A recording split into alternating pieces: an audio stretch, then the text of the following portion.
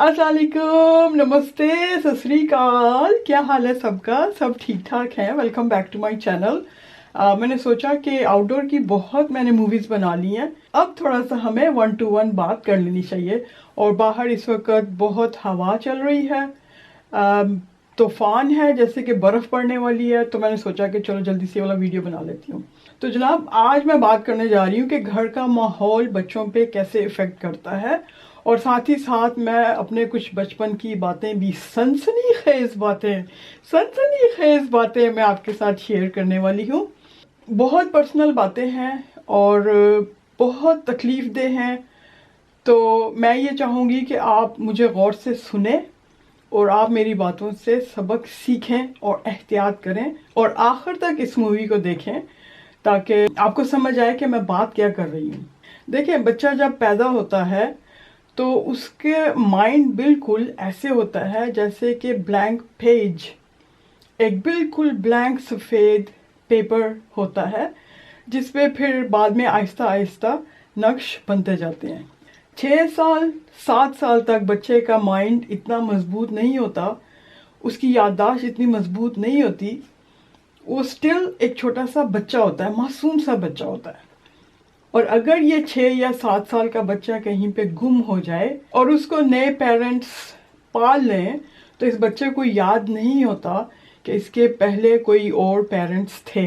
तो माहौल क्या है कि माहौल ये है कि जब बच्चा होश संभालना शुरू करता है तो अपने इर्द गिर्द अपने माँ बाप को देखता है। वो जो उसकी तरबियत है, बुनियादी तरबियत, वो ही माहौल है। अब फॉर एग्जांपल, हस्बैंड अपनी वाइफ को समटाइम्स कह रहा होता है कि तुम्हें मैंने ये काम बोला था, तुमने ये नहीं किया, तुम्हें मैंने वो काम बोला था, तुमने ये नहीं किया। मतलब तुम करके जो बात होती है, बच्चा उस वर्ड तुम को पिक कर लेता है। फिर जब वो पहला अपना सेंटेंस बोलता है तो वो कहता है मामा को, तुम आओ, तुम जाओ। तो फिर उसकी मामा उसे समझाती है कि बड़ों को तुम कह के नहीं, आप कह के बात करते हैं। तो इस तरह से बच्चा पहले घर से, माँ बाप से अपनी पहचान शुरू करता है। वो देखता है कि उसके इर्द गिर्द के माहौल कैसा है, उठना कैसा है, बैठना कैसा है। समटाइम्स ये भी देखा गया कि अगर पेरेंट्स में बहुत लड़ाई हो रही है, घर में बहुत लड़ाई झगड़े हो रहे हैं, तो बच्चे भी आगे से वैसे ही डेवलप होते हैं, लड़ाकू किस्म के। मतलब स्कूल में लड़ते रहना, गली महल्ले में जाके अपने दोस्तों यारों से लड़ते रहना, तो बहुत लड़ाकू होते हैं। और अगर किसी के पेरेंट्स बहुत सादा तबीयत हैं, मासूम हैं, फ़कीराना तबीयत के हैं, तो आगे से उनके बच्चे भी फिर वो वैसे ही मासूम और बुज़दिल कहलाए जाते हैं। मतलब वो मार खा के आ जाते हैं वो मार खाने वालों में से होते हैं। तो माहौल ही अगर अच्छा है तो वो बच्चे को अच्छा बना देता है, अगर माहौल ख़राब है तो वो बच्चे को ख़राब कर देता है। मतलब पेरेंट्स बच्चे के शुरू के जो मराहिल होते हैं वो उनके इंस्टीट्यूट होते हैं। बच्चे का एक कंप्लीट इंस्टीट्यूट है पेरेंट्स। अब ये जो हम कहते हैं तालीम व तरबियत, इससे तालीम व तरबियत नहीं होना चाहिए, इसे होना चाहिए तरबियत व तालीम। क्योंकि तरबियत स्कूल में नहीं होती है, तरबियत घर में होती है, तरबियत की बुनियाद घर में पड़ती है। अब आप ये सोच रहे होंगे कि मैं आपको ये सारी बातें क्यों बता रही हूँ। क्यों? कि मेरे बचपन में बहुत कुछ हुआ है। मैं आपको अपने बचपन के वाक़या भी सुनाने जा रही हूँ, जो कि बहुत तल्ख़ किस्म का वाक़या है। हमारे घर में जॉइंट फैमिली सिस्टम था, जहाँ पे चाचा, मामा, ताए, भतीजे, भांजे, भाई सब आपस में एक बड़ी फैमिली घर में रहते थे। और बहुत हरा भरा सा घर था। तो जो सबसे पहला वाक़या मेरे दिमाग पे असर छोड़ गया, मतलब मुझे होश नहीं कि मेरे बचपन में क्या हो रहा है, लेकिन ये पहला वाक़या था जिसकी मोहर लगी मेरे जहन में। क्या हुआ कि मैं पढ़ रही थी, मैंने ऐसे पाँव अपने बंद किए हुए थे और अम्मी मुझे पढ़ा रही थी। तो अम्मी ने कहा कि तुम्हारा ध्यान किधर है, इधर ध्यान लगा के पढ़ाई करो। बस अम्मी का ये कहना था कि पता नहीं कहाँ से अब्बू आ टपके। फ़ौरन अब्बू ने आके, मेरे ऐसे 2 पोनीज़ हुआ करती थी, अब्बू ने आके मेरी दोनों ऐसे करके पोनियों को पकड़ा और ऐसे उठा लिया ऊपर, और मेरे लिटरली दोनों टांगें नीचे से उठ गईं اور میں نے دونوں ہاتھوں سے ابو کے ایسے ہاتھ پکڑے اور میں نے چیخنا چلانا شروع کر دیا. ابو کہتے ہیں ٹھہرو میں اس کا دھیان سیدھا کرتا ہوں. تو میں تو ایک دم سے ڈر گئی, میں تو سہم گئی, پتہ نہیں کیا ہو گیا, ایک دم سے مجھے پین ہونا شروع ہو گئی سر میں. امی نے پھر مجھے بچایا, امی نے ابو کو پیچھے کیا کہ ہٹو کیا کرتے ہو آپ. اور میں گھر میں سب سے چھوٹی تھی, سب مجھ سے بڑے تھے. خیر وہ مجھے واقعہ یاد رہ گیا, بہت تکلیف دہ تھا وہ واقعہ. اور مجھے یاد ہے میں امی کی گود میں ایسے سسکیاں لے لے کے روتی رہی ہوں.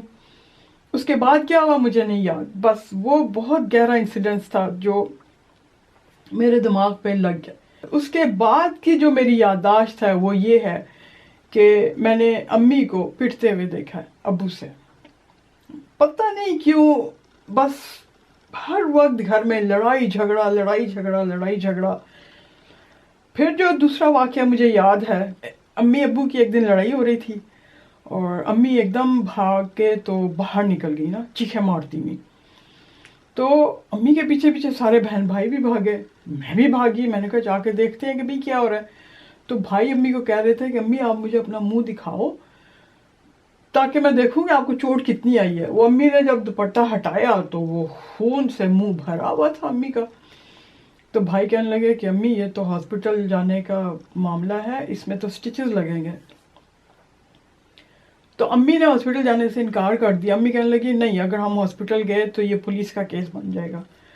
تو کافی دیر تک ہم لوگ باہر سڑک پہ کھڑے رہے, کافی دیر تک ہم لوگ سوچتے رہے کہ اب کیا کریں کیا کریں. میں چھوٹی تھی, میں بس گھبرا گئی, ڈر گئی کہ یہ کیا ہو گیا ہے. پھر امی نے کہا اچھا اگر جانا ہی ہے تو پھر جا کے یہ کہنا کہ میں باتھ روم میں سلپ ہو گئی تھی. تو مجھے وہ والا واقعہ بھی یاد رہ گیا, میرے ذہن پہ ابھی تک ہے کہ یہ ہوا تھا, یہ 2 واقعے ہوئے تھے ہمارے گھر میں. پھر اس کے بعد پتہ نہیں گھر پہ مطلب مار پٹائی مار پٹائی مار پٹائی. ابو جیسے ہی گھر میں آتے تھے ہم سب بہن بھائی کونوں کھدڑوں میں چھپ جاتے تھے, بلکہ ایسا ہوتا تھا کہ ہم سانس بھی نہیں لیتے تھے. ہم سوچتے تھے کہ اگر ہماری سانس کی بھی آواز باہر نکل گئی تو بس آج اس کی خیر نہیں ہے. تو یہ ماحول, میں بہت تنگ آ گئی تھی اس ماحول سے. مطلب بھائی مجھے مارتے تھے, کزنس مجھے مارتے تھے, ایک ادھر سے تھپڑ آتا تھا ایک ادھر سے تھپڑ آتا تھا, مار کٹائی مار کٹائی مار کٹائی. میرا دل کرتا تھا کہ میں بھاگ جاؤں کہیں پہ. اب سوچے کہ 6-7 سال کا بچہ اس میموری میں یہ سوچ رہا ہے کہ مجھے گھر سے بھاگنا ہے. مطلب مجھے نہیں رہنا اس ماحول میں. تو اس ماحول میں پل رہی تھی, بڑھ رہی تھی, اور مجھے نہیں اچھا لگ رہا تھا کہ میں اس ماحول میں ہوں. خیر یہ میرے فرسٹ 2 انسیڈنٹس تھے جو مجھے یاد تھے. پھر اس کے بعد قیامت ٹوٹنی تھی, ٹوٹ گئی. میرے ہی گھر میں میرے ہی کسی رشتہ دار نے مجھے سیکشولی ابیوز کرنا شروع کر دیا. اب میں کیا کرتی تھی اپنے آپ کو بچانے کے لیے, جب میں اسکول سے آتی تھی تو بھائی کی سائیکل ہوتی تھی, میں نے سائیکل لے کے تو محلے میں نکل جانا. اور میں گھر میں رہتی نہیں تھی, میں باہر لڑکوں کے ساتھ کھیلتی رہتی تھی. فٹ بال میں بہت اچھی تھی. تو میں اس طرح سے باہر کی سپورٹس میں زیادہ رہتی تھی. گھر میں کبھی بھی نہیں بیٹھی. میں نے بچپن میں کبھی چوڑیاں نہیں پہنی, میں نے بچپن میں کبھی گڑیوں سے نہیں کھیلا.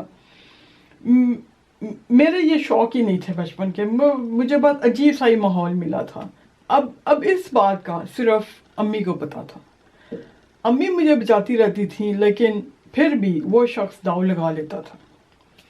پھر میں بہت تنگ آ گئی. میں نے کہا یار مجھے نہیں رہنا اس ماحول میں. پھر ایک دن ایسا آیا کہ جب میں گھر سے بھاگ گئی. اس وقت میری ایج ہارڈلی 8 ایئرز اولڈ تھی. بالکل میں 8 سال کی ہوں گی جب میں گھر سے بھاگ گئی. میں نے یونیفارم پہنا ہوا تھا, بجائے اسکول کے جانے کے میں کسی اور طرف نکل پڑی. میں نے کہا مجھے نہیں آنا ہے واپس گھر. تو میں ایک بلڈنگ تھی وہاں پہ ہمارے ایریے میں, مطلب کافی ساری بلڈنگس تھیں, لیکن میں ایک بلڈنگ میں اوپر کی منزل پہ جا کے, ٹاپ پہ, وہ جہاں پہ ٹینکی بنی ہوتی ہے پانی کی, میں اوپر جا کے اس ٹینکی کے پیچھے جا کے چھپ کے بیٹھ گئی. اب میں بیٹھی رہی سارا دن, کیونکہ میرا ذہن چھوٹا تھا, بچپن تھا, مجھے نہیں پتا تھا کہ کیا کرنا ہے. میں بیٹھی رہی. دوپہر کو پھر مجھے آوازیں آنے لگ گئیں کہ بچے واپس آ رہے تھے اسکول سے، تو مجھے پتہ چل گیا چلو 3 o'clock 4 o'clock ہو گئے ہیں۔ اب اتفاق ایسا ہے کہ اس دن میری امی اور میری بڑی بہن اسکول چلے گئے میری رپورٹ لینے کے لیے۔ پتہ نہیں کیسے یہ لوگ چلے گئے وہاں پہ، ان لوگوں کو صبح ہی پتہ چل گیا کہ میں اسکول میں نہیں ہوں۔ بس پھر وہ جو گھر میں قیامت برپا تھی کہ بچی گئی کہاں، ہماری بچی گئی کہاں، انہوں نے سمجھا کہ شاید کڈنیپ ہو گئی ہے۔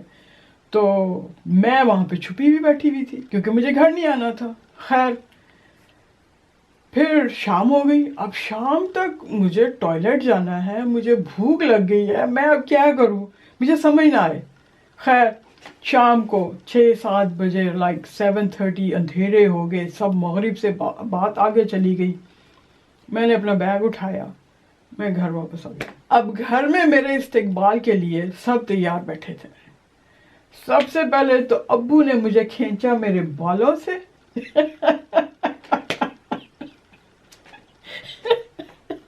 کتنی سنسنی خیز سٹوری ہے نا مجھے ابو نے کھینچا بالوں سے، ایک تھپڑ ادھر سے آیا، ایک تھپڑ ادھر سے آیا، ابو نے جو میری پٹائی شروع کی، او مائی گاڈ، بس شروع، میرا جبڑا جو ہے یہاں سے ہل گیا۔ پھر امی اندر آئیں، امی نے مجھے بچایا۔ امی کو پتا تھا سب کچھ کہ کیا ہو رہا ہے، لیکن امی کچھ بولتی نہیں تھی۔ ظاہر ہے مطلب عزت کا سوال ہے، گھر کی عزت کا سوال ہے، سب کی عزت کا سوال ہے۔ تو امی نے پھر مجھے بچایا۔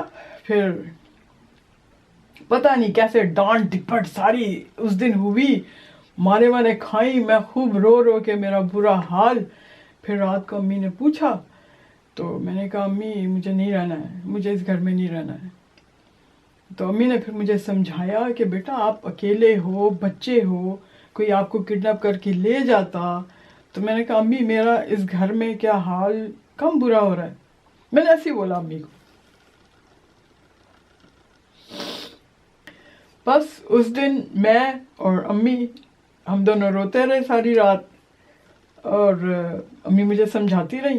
اب میں بچی تھی، مطلب میں نے کیا سمجھنا تھا، یہ تو بڑوں کو سمجھانے والی بات تھی کہ جو ماحول مجھے دے رہے تھے وہ اچھا نہیں تھا، اس ماحول نے مجھے خراب کر کے رکھ دیا تھا۔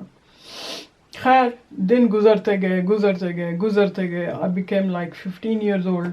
میں میٹرک تک پہنچ گئی، اور میٹرک میں پہنچ کے تو میں فیل ہو گئی۔ بس ظاہر ہے گھر کے حالات نہیں ٹھیک، کوئی پڑھانے والا نہیں ہے، کوئی انکریج کرنے والا نہیں ہے، کوئی دو لفظ پیار کے بولنے والا نہیں ہے، جس کو دیکھو ایک دوسرے کو مار رہا ہے۔ اور صرف میں نے اس اسٹیج تک میں نے ابا جی سے مار نہیں کھائی، پھر بھائیوں نے بھی مارنا شروع کر دیا۔ مطلب پہلے ہمارے دادا جی اتنے غصے والے تھے، ان کا غصہ ہمارے ابو میں آ گیا، ابو کا غصہ پھر بھائیوں نے لے لی، بھائیوں نے ابو کی جگہ لے لی، تو مجھے ان سے بھی کافی مار پٹی ہوئی ہے۔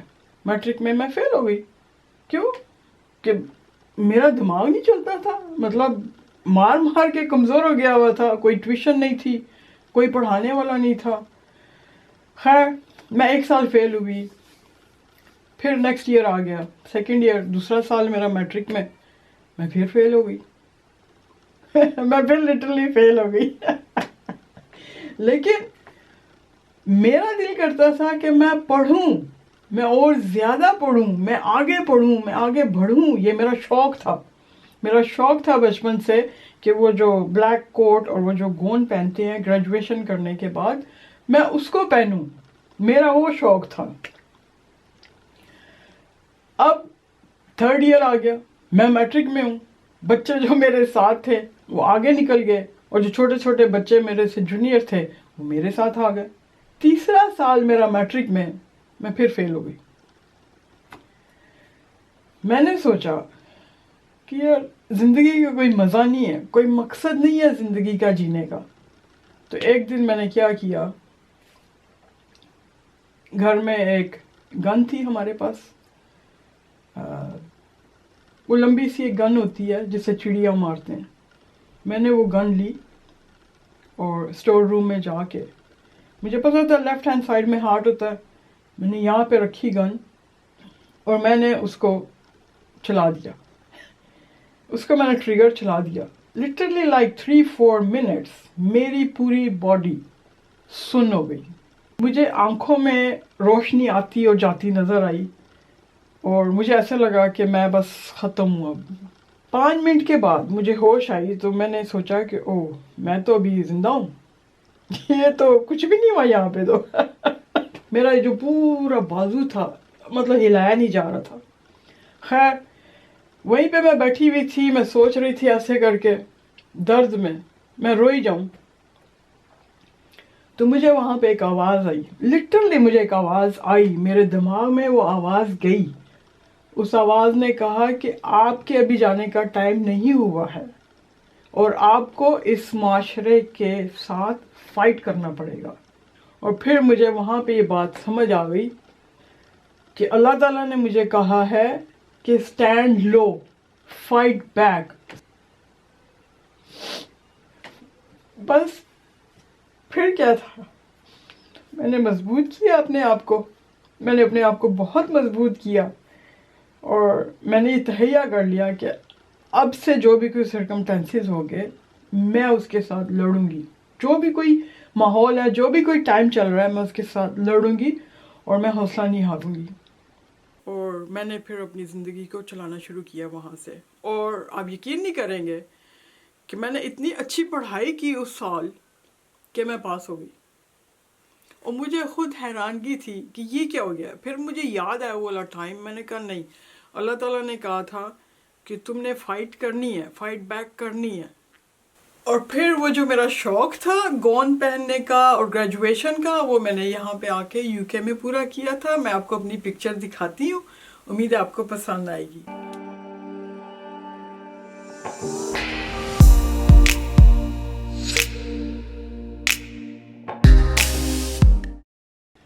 آپس میں بات چیت کریں, ایک دوسرے کا دکھ سمجھنے کی کوشش کریں.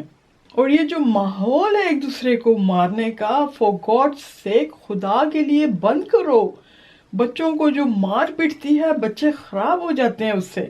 آپ کو نہیں پتا کہ وہ کتنے ذہنی کرب سے گزرتے ہیں. بچوں کو پیار دیں, بچوں کو موقع دیں کہ ان کی جو اپنی پرسنالٹی ہے, شخصیت ہے, وہ نکھر کے باہر آئے. بچوں کو موقع دیں کہ وہ اپنے فیصلے خود کریں. اس میں کوئی بری بات نہیں ہے کہ اگر کوئی بچہ کہہ رہا ہے میں نے بھنڈی نہیں کھانی تو گھر والے ضد پہ اڑ جاتے ہیں. تم نے بھنڈی ہی کھانی ہے. پھر گھر والے کہتے ہیں کہ دیکھو بچہ کتنا خراب ہو گیا ہے, ضد نہیں چھوڑتا. اصل میں ضد بچہ نہیں کر رہا ہوتا, آپ پیرنٹس کر رہے ہوتے اس بچے کے ساتھ. تو بچے کا ماحول اچھا بنانے کے لیے سب سے پہلے پیرنٹس کو اپنے آپ کو بدلنا پڑے گا. اچھا, پھر یہی ماحول میرے بیٹے کے سامنے آنا شروع ہو گیا.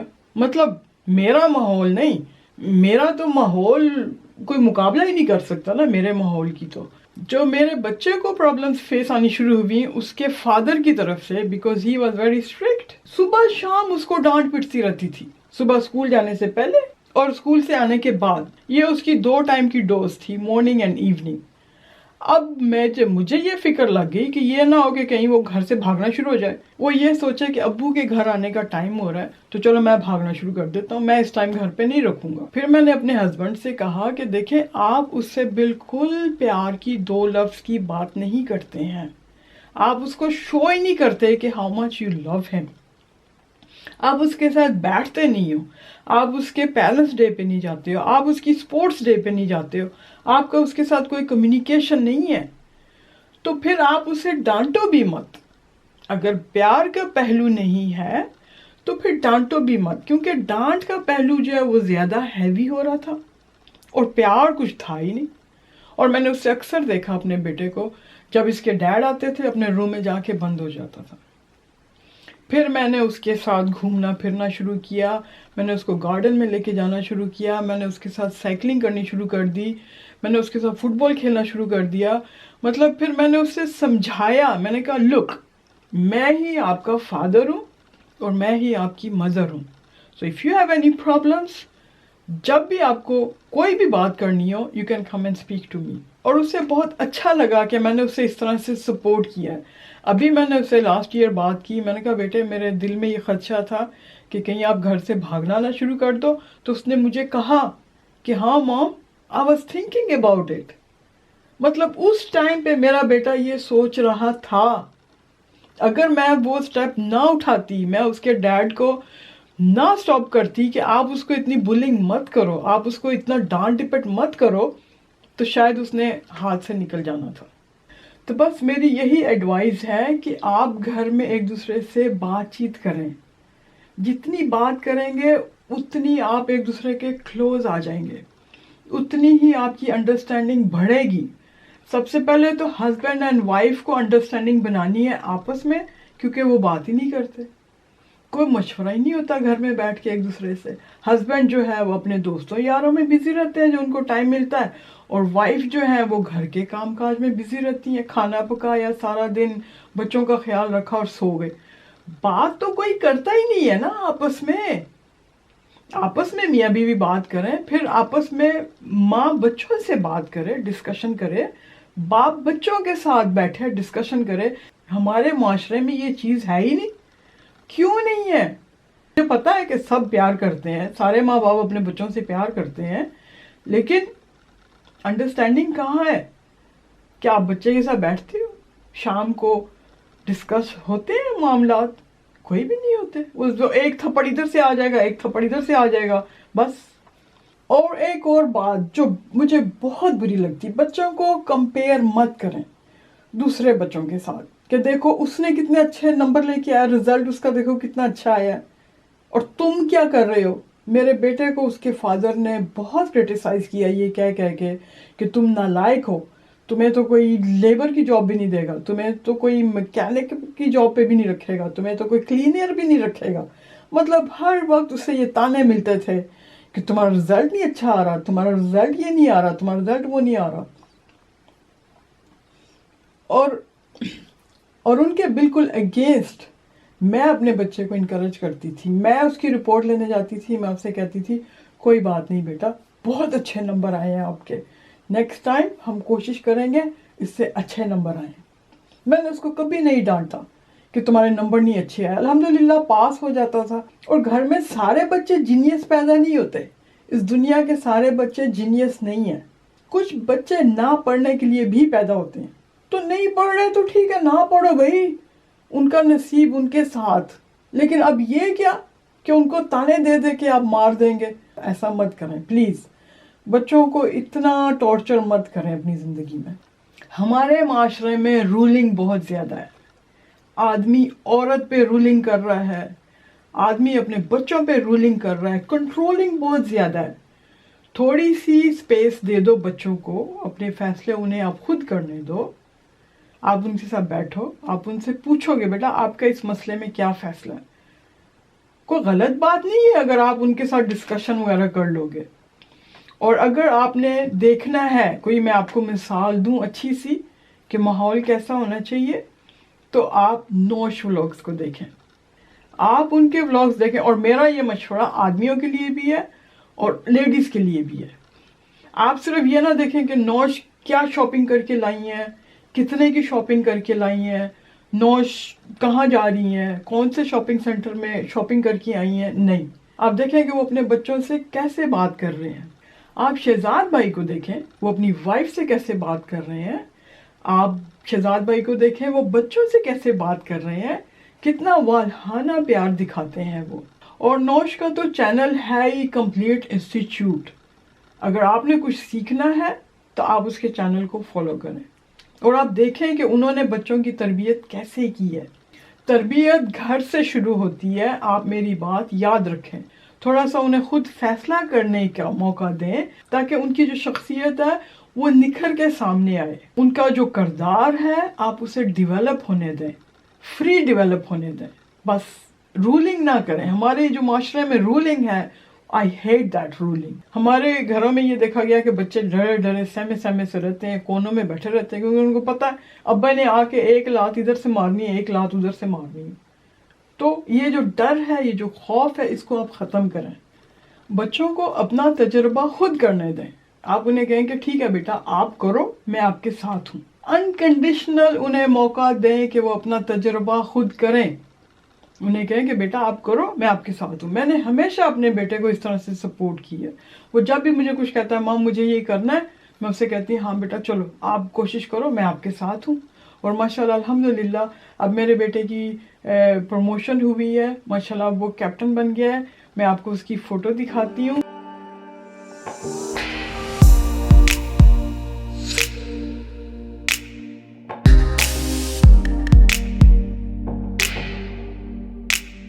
میری بہت عزت کرتا ہے, وہ بہت رسپیکٹ کرتا ہے, بلکہ مجھے کہتا ہے کہ مام اگر آپ کی سپورٹ نہ ہوتی تو آج میں اس مقام پہ نہ ہوتا.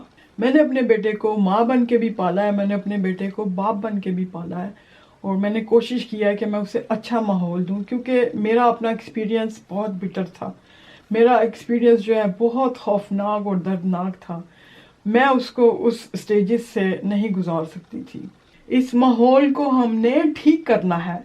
تو اب یہ پیرنٹس کی ذمہ داری ہے کہ وہ بچوں کو ماحول کیسا دیتے ہیں.